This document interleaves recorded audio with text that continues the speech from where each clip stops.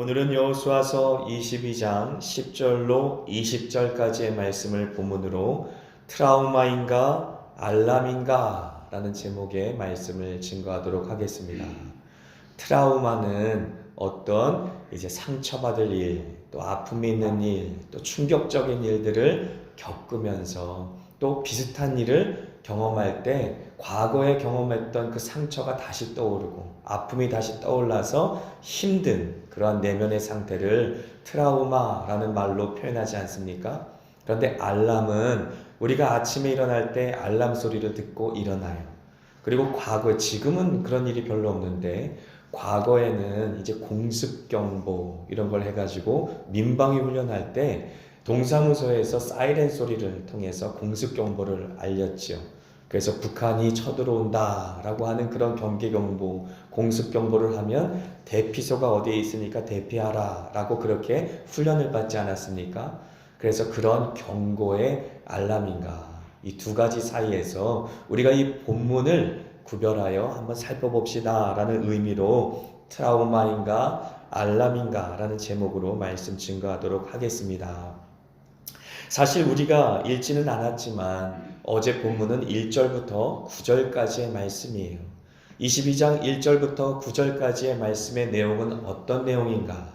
이제 요단강을 기준으로 하여서 동편에 기업을 얻은 루벤 지파, 갓 지파, 그리고 므낫세 반 지파, 이 세 개의 지파가 가나안 땅 전복 전쟁을 마치고 다시 본인들이 청구하였던, 모세에게 청구해서 받았던 요단강 동편 땅으로 돌아가는 장면이에요. 그래서 여호수아는 그들에게 축복하여 주는 것이죠.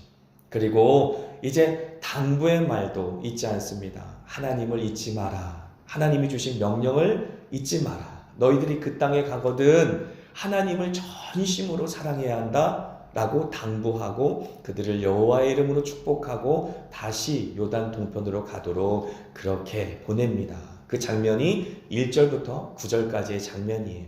그래서 가나안 땅에 이제 모든 정복 전쟁이 끝나고 기업 분배도 다 이루어지고 세 개의 요단 동편의 지파들도 원래 있던 자리로 돌아간 이후에 일어난 일들입니다. 그런데 한 가지 우려해야 될 것은 사실 요단 동편은 하나님께서 약속하신 땅은 아니었다라고 지난번에 제가 설명을 드렸어요. 그럼에도 불구하고 세 지파가 요구하였기에 모세가 하나님께 기도하고 그들에게 분배해 준 땅이 요단 동편이지 않았습니까? 그들이 요단 동편을 청구했던 이유는 딱 하나였었습니다. 그 땅이 비옥하고 또 목초지가 잘 발달하여서 그들이 키우는 가축들이 잘 자랄 수 있는 환경이었기 때문에 그들이 그 땅을 탐내어서 그 땅을 달라라고 요구했었죠. 하지만 그것에 대한 대가는 대대손손 호되게 치르게 된다라고 과거에 제가 설교하면서 설명을 드렸습니다. 그래서 이 세 개의 요단 동편의 지파들이 모든 정복 전쟁을 마치고 자신들의 가정으로 또 기업으로 돌아간 이후에 나타난 일들인데 왜 이렇게 여호수아가 신신당부하고 그들을 보냈는가? 그 이유는 요단강이라고 하는 것이 이 둘 사이를 갈라놓기 때문에 그렇습니다. 요단강이 아무것도 아닌 것 같아도 강으로 그 지역이 나누어지지요. 그래서 마치 우리가 강남과 강북이 다른 것처럼 땅값만 다른 것이 아니라 문화도 다르고 그렇지요? 그래서 삶의 그 모든 모양도 다르고 그런 것처럼 강이라는 것은 이 두 지역을 나누어 놓고 오랜 시간이 지나면 지날수록 다른 문화를 만들게 되어지는 거지요. 그렇기 때문에 이제 그들을 보내는 여호수아의 마음 또 이스라엘 백성들의 마음이 그닥 편치 못했다라는 사실을 알 수 있습니다. 왜냐하면 그 땅은 이스라엘 백성들이 넘어졌던 땅, 시딤이라는 땅이 있지 않습니까? 모압 여인과 미디안 여인의 그 유혹을 통하여서 이스라엘 백성들이 간음하였고 우상을 섬겼고 그래서 한날에 하나님께서 이스라엘 백성들을 심판하셔서 24,000명이나 되는 사람들이 죽어나갔던 그런 치욕적인 일들이 있었던 곳이 요단 동편이었었어요. 그렇기 때문에 그 요단 동편으로 돌아가는 자신들의 민족을 바라보는 마음이 결코 편하지 않았을 것이고, 그 요단강을 사이로 두고 이제 다른 시간을 보내는 그 하나의 민족은 다른 문화권 속에서 또 다른 신앙으로 이제 다른 삶으로 살아가기 너무 좋게 되어졌다라고 하는 것이죠. 환경적인 여건이 될 수 있겠습니다. 그래서 지리적으로 산맥이라는 것도 두 지역을 나눠 놓을 수 있지만 산맥보다 더 두 지역을 확실하게 분열시켜 놓는 것은 강이라고 하는 것이었지요. 그런데 아니나 다를까 그들이 걱정했던 일이 생겨납니다. 어떤 일이냐? 바로 요단 동편에 있는 세 개의 지파들이 제단을 쌓았다라는 소문이 들리는 것이, 이 제단이 하나님을 위한 것이어도 문제가 됩니다. 왜냐하면 함께 예배드려야 되는데 그들이 그들만의 제단을 쌓았기 때문에 그것도 문제가 되는 것이고, 또 만약에 이것이 우상을 위한 것이라면 더 큰 문제가 되어지겠죠. 우리 민족이, 이제 우리 혈족이 하나님을 떠나서 우상을 섬기는구나 라고 생각하면서 다시 어떻게 보면 같은 혈연 관계의 한 민족이었다가 적이 되는 그런 순간이 될 수 있기 때문에 그렇죠. 그래서 10절 말씀 같이 한번 읽겠습니다. 르벤 자손과 갓 자손과 므낫세 반 지파가 가나안 땅 요단 언덕가에 이르자 거기서 요단가에 제단을 쌓았는데 보기에 큰 제단이었더라. 상당히 큰 제단을 쌓아서 그들은 지금 이게 여호와를 위한 제단인지 아니면 우상을 위한 제단인지 알지 못하는 상황 가운데 이스라엘 백성들뿐만 아니라 여호수아의 마음을 굉장히 우려에 빠지게 했다. 걱정한 가운데 빠지게 했다. 그리고 심지어 그들은 무엇이라고 이야기하냐면 17절과 18절 상반절입니다. 같이 한번 읽겠습니다. 부올의 죄악으로 말미암아 여호와의 회중에 재앙이 내렸으나 오늘까지 우리가 그 죄에서 정결함을 받지 못하였거늘 그 죄악이 우리에게 부족하여서 오늘 너희가 돌이켜 여호와를 따르지 아니하려고 하느냐라고 말하는 것이지요. 그들이 제단을 쌓았다는 소식을 듣자마자 그들의 머릿속에 떠오른 그 모든 이스라엘 회중 가운데 마음속에 트라우마처럼 떠오른 사건이 있었는데 그것은 바로 부올이라고 하는 지역에서 하나님께서 그들에게 진노하였던 그런 역사를 기억했던 것이죠. 과거에 부올이라고 하는 것은 바알 부올이라고도 불렀어요. 그 땅에 이제 시딤이라는 곳에 모압 여인들과 미디안 여인들의 유혹으로 말미암아 이스라엘 백성들이 간음하였고 행음하였고 또 우상을 섬김으로 말미암아 연병이 들었어요. 그래갖고 24,000명이나 되는 사람들이 다 죽었을 때에 비느하스가 등장하지 않습니까? 비느하스, 아론의 후손인 비느하스가 등장하여서 이스라엘 사람뿐만 아니라 그 간음하고 있는 현장에서 이스라엘 남자뿐만 아니라 미디안 여인도 한 번에 그 창으로 꿰뚫어서 죽임으로 말미암아 그 모든 저주가 끝나게 한 사건, 그 사건을 기억하게 된 것이지요. 그래서 이 동편에 있는 세 지파가 제단을 쌓았다라는 소식은 이스라엘 왼쪽에 이제 요단 서편에 있는 가나안 백성으로 하여금 부올의 죄악을 떠올리게 하였다라는 사건을 알 수 있었습니다. 뿐만 아니라 18절의 말씀 한번 보시죠. 같이 읽습니다. 너희가 오늘 여호와를 배역하면 내일은 그가 이스라엘 온 회중에게 진노하시리라. 그냥 그렇구나, 우리를 떠나간 새 지파니까 그들이 알아서 살게 내버려 두자라고 할 수 없었던 것은 하나님께서 한 사람의 죄악이라도 하나님은 온 이스라엘 백성에게 영향을 미치게 하였기 때문에 그렇습니다. 그 사건이 기억났기 때문에 이들은 만일 이 새 지파가 죄를 범하면 우리 모든 이스라엘 사람들이 하나님의 진노 가운데 빠지게 될 것이다 라는 사실을 알게 된 것이죠. 자, 잊지 말아야 될 영적인 원리가 여기에서 등장합니다. 교회 내부에서 한두 사람이 하나님 앞에 범죄하는 것, 그 사람들만의 문제가 아니다라고 하는 것이, 한두 사람만 영적으로 시험 드는 것, 그 사람들만의 문제가 아니다라고 하는 것입니다. 현대사회는 개인주의이기 때문에 내 맘이지 뭐라고 생각할 수 있어요. 난데 내 마음이지 내가 화도 못 내? 내 마음인데 내가 그렇게 미워하지도 못해? 라고 생각할 수 있는데, 그런 영적인 시험들이, 어떻게 보면 영적인 그 모든 악한 시험들이 한두 사람을 통해 교회를 좀먹기 시작하고 마치 연병처럼 모든 공동체에 퍼져서 모든 성도들의 마음에 시험에 들게 한다. 그 역사적인 증거가 어디에 있습니까? 이스라엘 백성들이 광야에서 모든 그 많은 수다한 백성들이 하나님 앞에 원망하다가 멸망당하지 않았습니까?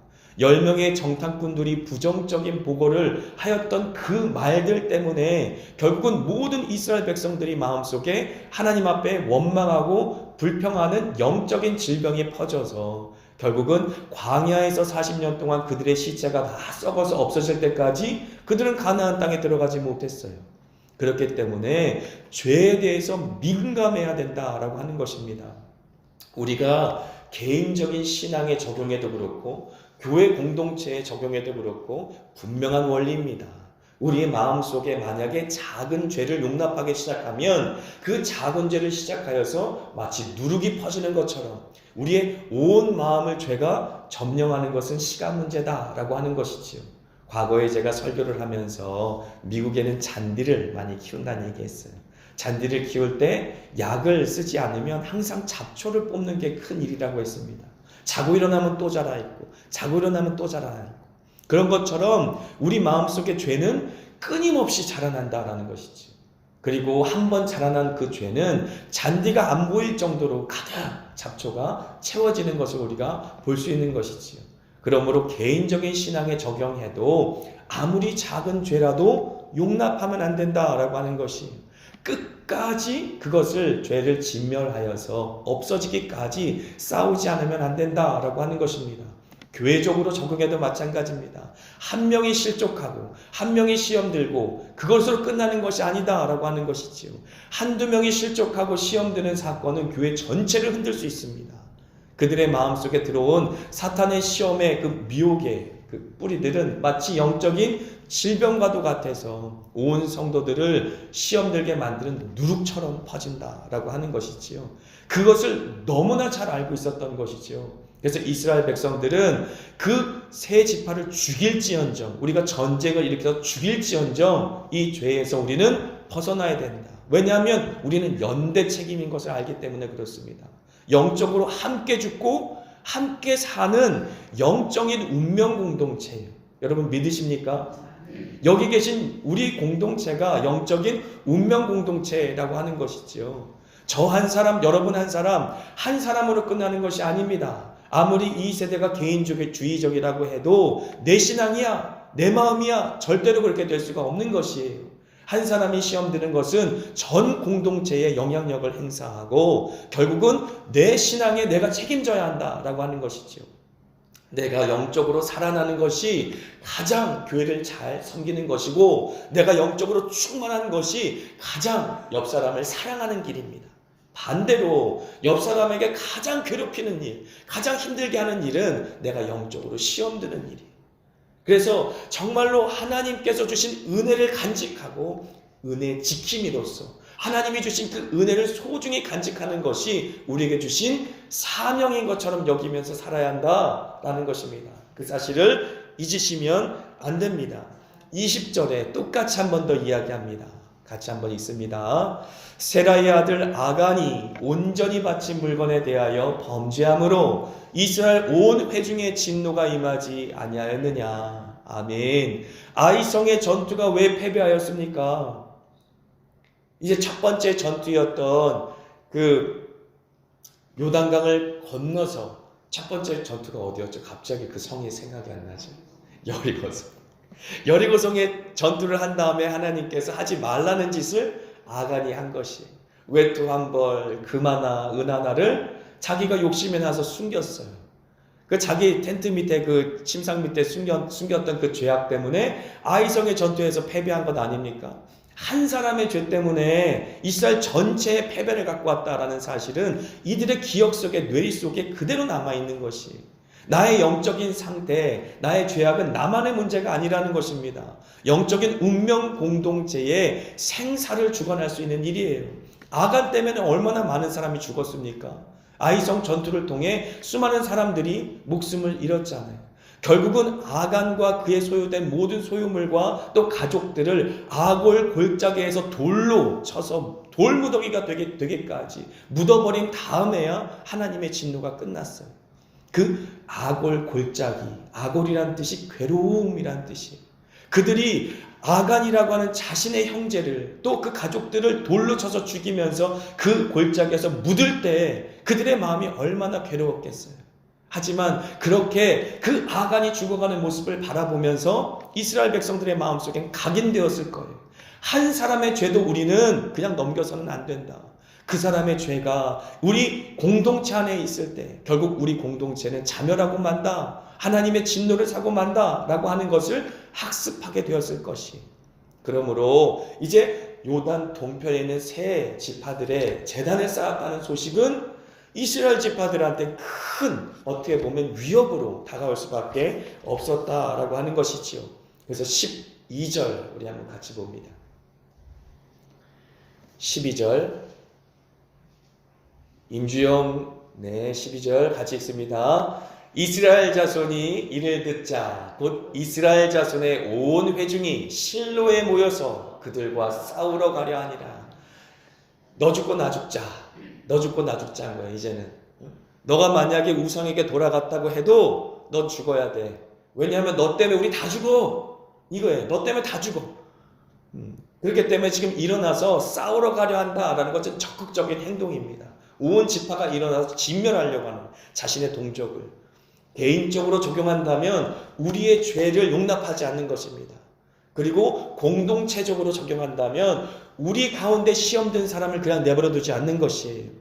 그를 위해서 적극적으로 기도하고 사랑으로 품어줘서 그가 모든 시험으로부터 다시 일어날 수 있도록 그렇게 격려하고 또 함께 기도함으로 이 운명공동체, 생사화복을 함께하는 생명공동체가 모든 영적인 운명을 함께한다라는 사실을 인식하고 있는 것이에요.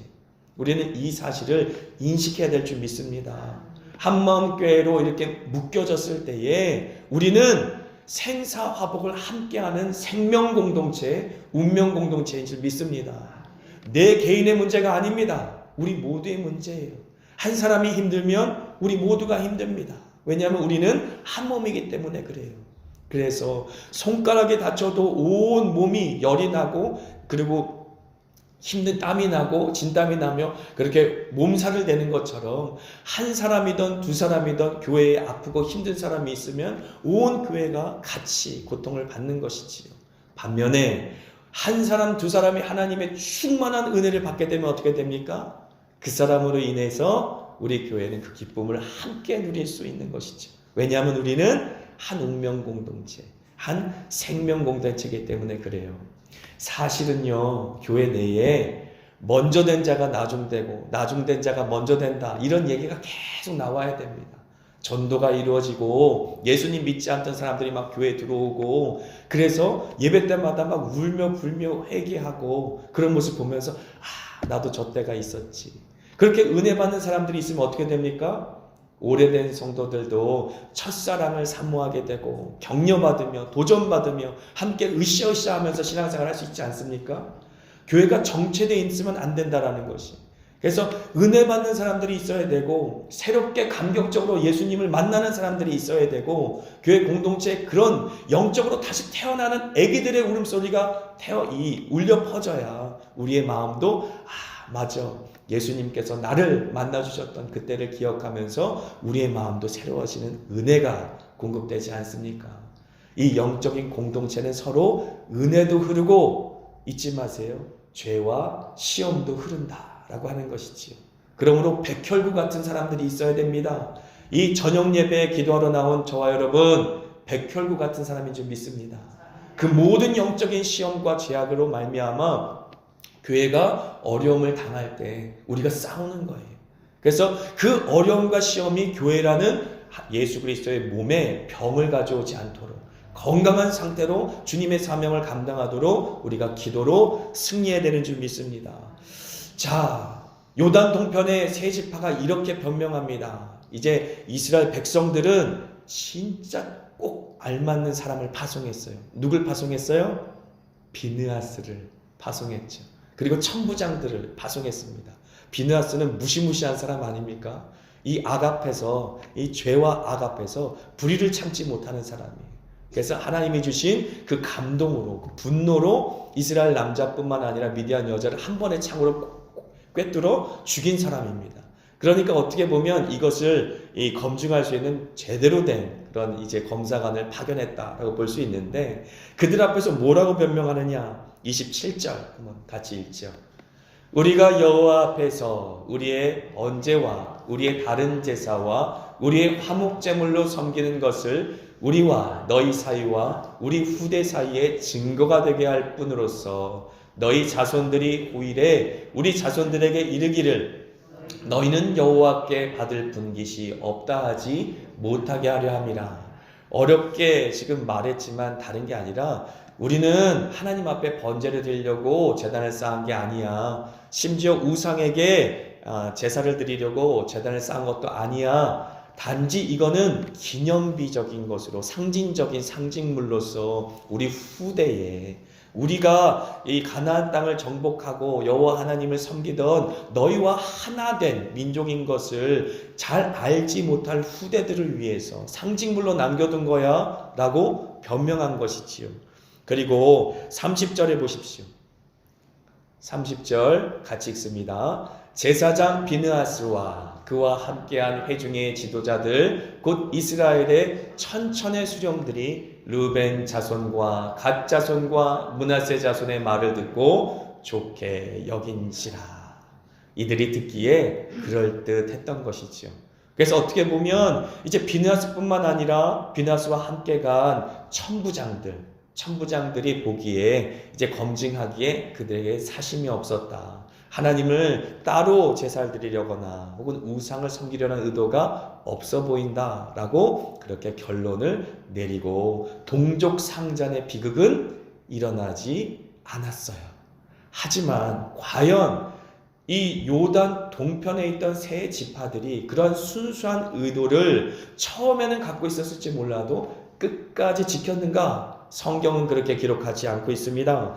역대상 5장 25절 26절에 요단 동편 세 지파의 최후가 기록되어 있어요. 같이 한번 읽습니다. 그들이 그들의 조상들의 하나님께 범죄하여 하나님이 그들 앞에서 멸하신 그 땅 백성의 신들을 간음하듯 섬긴지라. 그러므로 이스라엘 하나님이 아수르 왕 불의 마음을 일으키시며 아수르 왕 디글랏 빌레셀의 마음을 일으키심에 곧 르벤과 갓과 므낫세 지파를 사로잡아 할라와 하볼과 하라와 고산 강가에 옮기신지라. 그들이 오늘까지 거기에 있으니라. 멸망당했다라고 하는 것이죠. 결국은 그들은 간음하듯 하나님 앞에 우상을 섬기다가 아수르에 의해 멸망당하고 다 뿔뿔이 아수르 땅에 흩어지는 그런 결말을 맞게 되었다라고 하는 것입니다. 그래서 우리가 기억해야 될 말씀이 있습니다. 데살로니가전서 5장 22절 우리 믿음으로 선포합니다. 악은 어떤 모양이라도 버리라. 의도가 어떻든 간에 제단을 헐었어야 되는 것이에요. 악은 어떤 모양으로도 버려야 했던 것이에요. 만일 우리 마음속에 어떤 악이 깃들 만한 공간이 있거든 허물어 버려야 되는 거예요. 나도 모르는 사이에 예수님 없이 내가 끌어안고 지속적으로 사탄이 들락날락할 그런 공간을 만들어 놨거든 허물어 버려야 되는 것이에요. 그래야 다시는 사탄이 들어와 시험하지 못하는 것입니다. 다시는 교회 안에 들어와서 교회를 어렵게 하지 않는 것이지요. 악은 어떤 모양으로라도 버려야 되는 것이에요. 그래서 2025년도를 마무리하고 이제 2026년도 오고 오는 많은 날들 동안 우리가 또 우리 교회가 승리하기 위해서는 악은 어떤 모양으로도 버려야 한다. 그리고 내가 어디에서 넘어졌는지 한번 돌아보고 내가 넘어진 그곳에서 2025년, 26년 또 넘어지지 않도록 그 넘어진 곳에 모든 제다만가도 같은 것들을 허물어 버려야 된다라고 하는 것입니다. 이 말씀 마음속에 꼭 붙드시고 기도하시는 자리에서 승리하시며 결단하시는 저와 여러분 되시길 축복합니다. 아멘.